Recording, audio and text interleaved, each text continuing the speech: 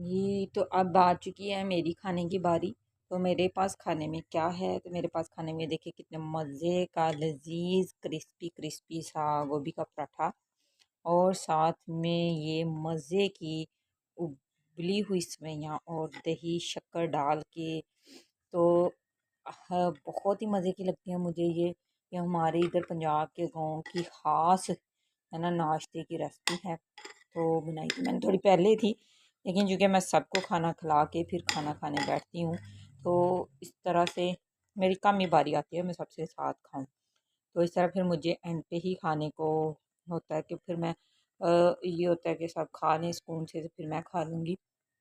माएँ अक्सर ऐसे ही करती हैं, सबको खिलाती हैं फिर खुद खाती हैं।